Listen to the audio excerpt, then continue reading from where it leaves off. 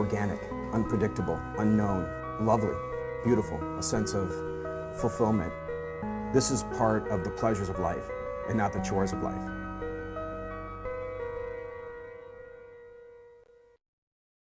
Here's what's coming up tonight on Daily Iowan TV. We have the latest on what locals are saying about what's going on in Ferguson, Missouri next. And find out how Iowa's entrepreneurship program is continuing to grow.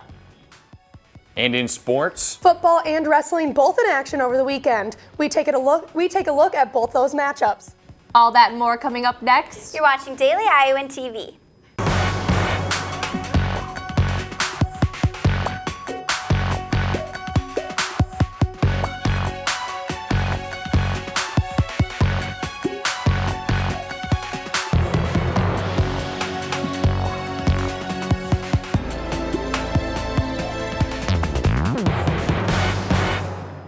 Good evening and thanks for joining us. I'm Mary Caldwell. And filling in for Tanner Sigworth, I'm Megan Sanchez. Violent riots erupted all across the country last week due to the court's decision in the Michael Brown case. Today, a peaceful protest was held here on the Iowa City campus. In response to the Ferguson Action Committee's national call to organize a Hands Up Walkout movement, members of the community gathered on the Pentecrest. The protesters included a moment of silence in honor of Michael Brown, personal testimonies, and a march to the Iowa City City Hall to make their voices heard to the community about the racial profiling. First, I want to see conversations happening. I think that that doesn't happen enough. I want to see labeling. I think in the case, racial profiling wasn't even at play. I think anyone even said racial profiling, even though there were clear signs of it. The passionate protesters' main message to the community is that these issues should not go unsettled. Be loud, be vocal, stay aggressive and stay engaged is kind of what I'd like to see continue happening, because the worst thing I feel that can happen in this situation is just it fading and people forgetting about it. Now for some news from Washington, D.C. A GOP staffer resigned earlier today after she made controversial comments in a Facebook post about President Barack Obama's daughters. On Thanksgiving Day, Communications Director Elizabeth Lawton criticized the girls' demeanor at the president's turkey pardoning. She expressed the teenagers lacked class and that their outfits deserved a spot at a bar rather than respect. Lawton did apologize for judging the first daughters before resigning as Tennessee Representative Stephen Fincher's communication head. A new Latino Studies program is officially on campus at the University of Iowa. Iowa is the last of the Big Ten schools to create a minor in this subject. Professors from the Department of Journalism, World Language, and Literature, to name a few, will be involved in teaching courses for this minor. If you're interested in pursuing the minor, the first course you will need to take is called Introduction to Latino Studies. The University of Iowa will be hosting Entree Fest this spring for the second year in a row. The festival aims to increase more entrepreneurship, innovation, and creativity in businesses. The UI will be partnering with the other two state universities for the 3-day-long conference. The university hopes this will increase the interest for entrepreneurial students as well as support business growth across the state. It's really a conference that brings entrepreneurs throughout the state together with other innovators and creative type people. So really it's a way to foster entrepreneurship, to support those entrepreneurs, to help them get the resources they need to move their businesses to the next step.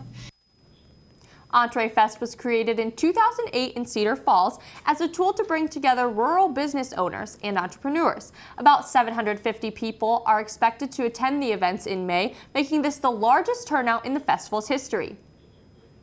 Since today is the Monday after Thanksgiving, that means retailers across the country are celebrating Cyber Monday. However, many stores have chosen to extend their online discounts to the end of the week, or even the end of the month. As a result, sales were not as high today as they have been in previous years on Cyber Monday. Officials say online sales had risen just 8.7% as of 3 p.m. this afternoon, compared to a whooping 20.6% increase on Cyber Monday last year.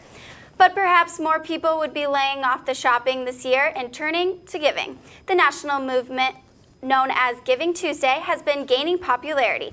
Giving Tuesday will take place tomorrow for the first time ever. According to the hashtag Giving Tuesday website, tomorrow is designed for families and businesses to find a way to come together and give their time or donation in some way. Still to come on Daily Iowan TV, a disease that affects over 1 million people in the United States. find out what the UI community is doing to commemorate this disease. And in sports, we've got the latest in Hawkeye field hockey. You know, Megan, I felt like it was very cold outside today. I know, the wind was just terrible, but I think it may let up later this week. Katie, what's the forecast looking like the rest of the week? Well, guys, December is finally here, and it looks like warmer weather is actually coming with it. Tomorrow morning will be chilly, but it will feel much better than today, with temps around 17. It should warm up to about 32, and we'll see clear sunny skies throughout the day. In the evening, temps will drop a bit and stay around 27. Wednesday and Thursday will be about the same, with temperatures staying in the low 30s, lower temps around 20 at night, and little chance of precipitation. The end of the week looks pretty nice. Friday and Saturday will get even warmer, with temps reaching about 40 both days. On Sunday, we'll see low 40s, mostly cloudy skies, and low 30s in the evening. You'll definitely want to get outside this weekend before the real Iowa weather sets in. That's all I've got for today. Megan and Mary, back to you at the desk. HIV/AIDS is a disease that affects millions worldwide. HIV interferes with a human's ability to fight off organisms which cause diseases, and HIV inevitably leads to AIDS. We sent Daily Iowan TV's Nick Fisher to see what people in Iowa City are doing to educate others on the disease and commemorate those who have lost their lives. December 1st marks an important date for many worldwide.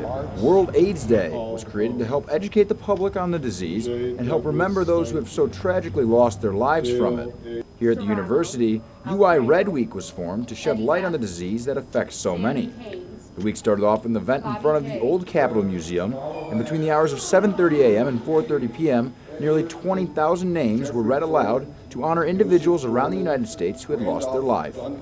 All the names on the database, like we're not able to read all of them, but we're able to read a good portion and remember the people that in general have been affected by HIV/AIDS. IC Red Week co-director Mackenzie Leonard explained the significance of having an event like this here on campus.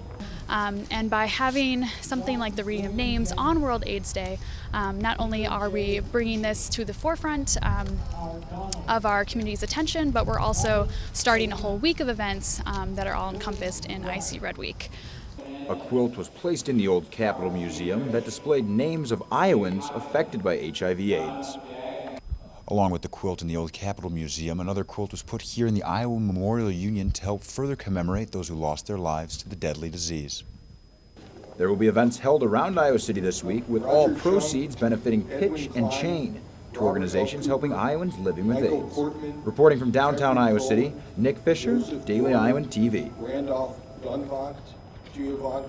The week of events will conclude Thursday evening with the Red Affair, a community-wide HIV/AIDS awareness event at 7 p.m. in the Iowa Memorial Union main ballroom.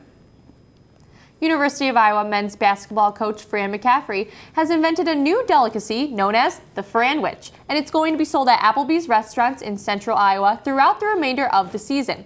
Every time someone orders a Franwich, Applebee's will donate $1 to the Holden Comprehensive Cancer Center in Iowa City. Since McCaffrey is from Philadelphia, he decided to put his own personal spin on a Philly cheesesteak. The sandwich was sold back in June and July, and it was a hot item. Nearly 14,000 sandwiches were sold. Well, Mary, that's such a great cause. I'm really glad the basketball team is reaching out and taking care of that. I know. I think I might actually buy that next time I'm at Applebee's. Well, we'll now hand things over to Whitney Blakemore and Zach Mackey standing by in the sports studio for more things on Black and Gold. Guys? Thanks, guys. And as of yesterday, over 5,000 Fran sandwiches have been sold. Later on in the program, we'll fill you in on how the Iowa wrestling team performed over the weekend and what field hockey players are reaping national awards. But before we get into that, the Iowa football team wraps up their season at home. That's right, Whitney. The team concluded their regular season the past Friday with a disappointing overtime loss to the Nebraska Cornhuskers. The Hawks wrapped things up with a 7-4 record with the determination to do better in the postseason. The seniors of the Iowa football team took to Kinnick Stadium for the last time Friday, but weren't able to get a proper farewell, falling to the Nebraska Cornhuskers 37-34 in overtime. The Hawks relinquished the Heroes Trophy, losing all 4 trophies that they battled for this season. Nobody ever wants to lose, but let alone on your senior day. When your family's there, your whole family's there, you never want to go out with a loss. The game was once in Iowa's favor, leading 24-7 with just over 3 minutes left in the third quarter. In 7 minutes of regulation play that followed, the Huskers converted for 5 plays of 25-plus yards, putting up 21 unanswered points on the Hawks. You know, there were a lot of plays that we left out on the field, simple as that. Like I said, we had our opportunities, we had our chances. The scoreboard 24-7. We didn't capitalize, and that's what we have to do next game. The Hawkeyes will have one more opportunity to improve on what became a disappointing season when they compete in a postseason bowl game. The Hawks will have a month's time to prepare for what will be for many players their last time repping the black and gold uniform. This is my team, so I can't show any letdown. I'm going to go out there and we're going to practice as hard as we possibly can, and I'm staying on top of these guys regardless of what the situation is, regardless of what bowl we're in, regardless of who we're playing. I'm going to stay on them, and like I said before, I'm going to sacrifice everything I have, and I'm going to make sure that they start off next year with a head start. Iowa will find out this Sunday where they'll be heading for their postseason bowl game. Jalen Socek, Daily Iowan TV Sports. This will be Iowa's 12th bowl game appearance under head coach Kurt Ferentz. The top-ranked Hawkeye wrestlers took on Iowa State in the Iowa Corn Cyhawk Series this past weekend. Iowa has led in this series, beating the 15th-ranked Cyclones 10 consecutive times. And then they pushed it to 11 on Saturday. Here's the highlights. Guys came out Saturday night with a workmanlike effort, according to Tom Brands, earning 6 decisions over Iowa State to beat them 28-8. Thomas Gilman started off the night defeating Iowa State's Kyle Larson 6-1, leading the entire match and capitalizing with an escape and takedown late in the third. Corey Clark followed with an 8-3 defeat over 8th-ranked foe Earl Hall despite the early takedown by Hall. Josh Jevler got the 9-2 decision over Dante Rodriguez as well, but it was Brandon Sorensen with a close one when Gabe Marino got the takedown with just 55 seconds left in the third period. But Sorensen pulled through with an escape to beat Marino 7-6. 15-0 at the intermission after an 11-6 decision for Michael Kelly, but it was at 65 where the third-ranked Mike Marino put the first points up for the Cyclones when he scored 2 takedowns to defeat Hawkeye's 7th-ranked Nick Moore 6-3. The first major decision of the night came from Sammy Brooks winning 9-1, but it was the match between ISU's Kyvan Gatson and Chris Claprott that got the crowd going. Gatson got a third-period pin for the Cyclones, but lost a point after receiving an unsportsmanlike conduct post-pin.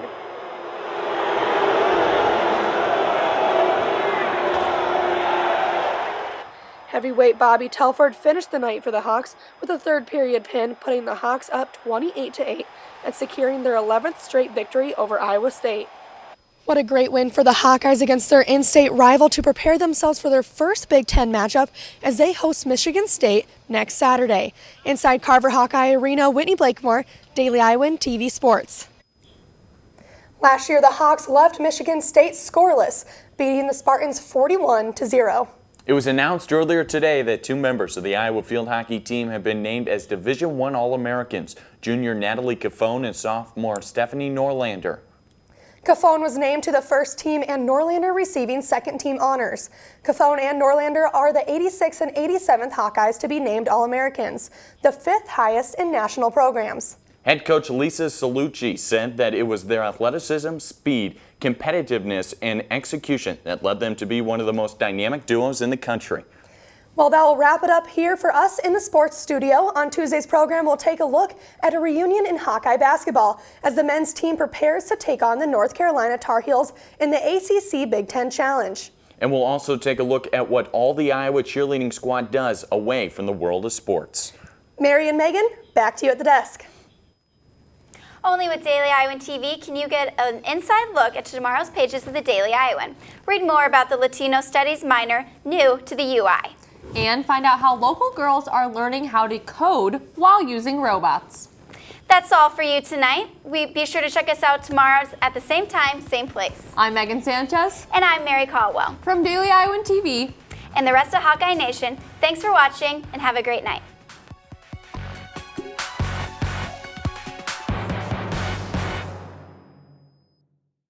Iowa SJMC. Want a major that'll take you somewhere? SJMC.